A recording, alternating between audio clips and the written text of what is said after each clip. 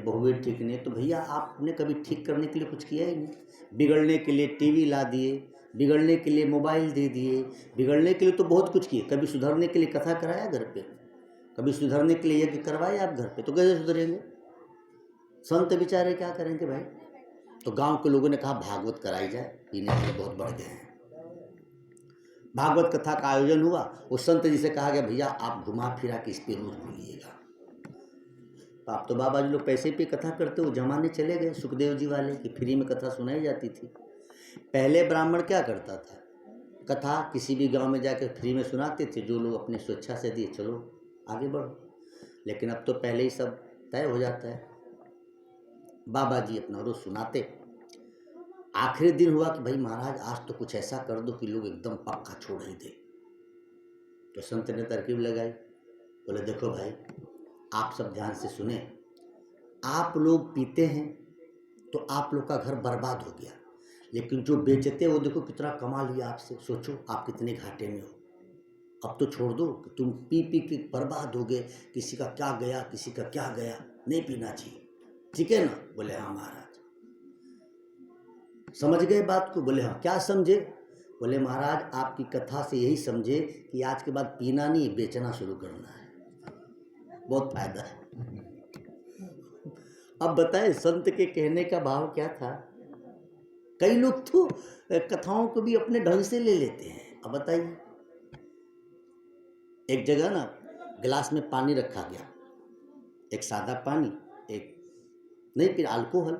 बोले देखो एक कीड़ा इसमें डाले पानी में तो पानी में कीड़ा मरेगा नहीं, दूसरे में डाले तो अल्कोहल मर गया। बोले देखिए इससे समझ में आया ना, इसको नहीं पीना चाहिए, तो कितना नुकसान है, कीड़ा इसमें मर गया, इससे क्या फायदा, क्या समझे आप लोग? शराबियों ने कहा साहब समझ गए, दारू पीने से पेट के कीड़े मर जाते हैं।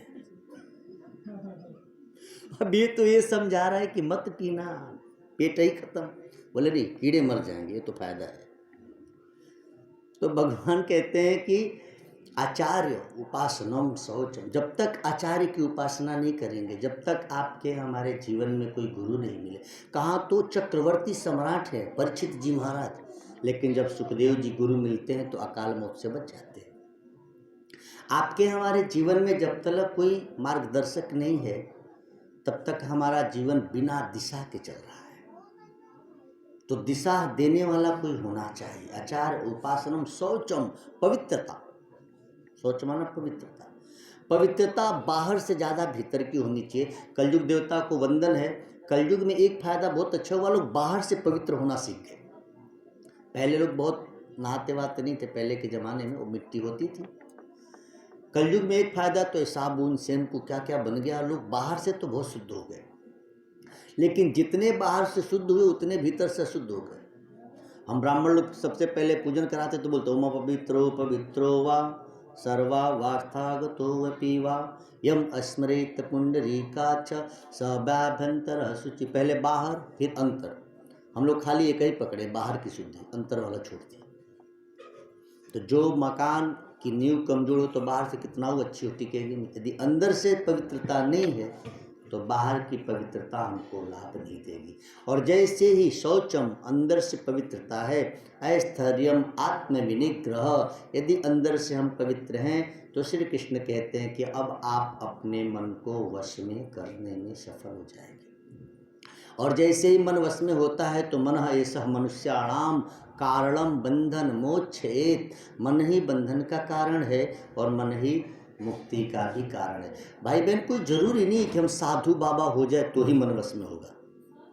ये बाहर के भेष से मन वश में नहीं होता, कुछ फर्क तो पड़ता है कपड़े से, लेकिन वास्तव में मन को वश में करना है तो आपके भीतर की पवित्रता बहुत जरूरी है। एक विनोदी घटना है,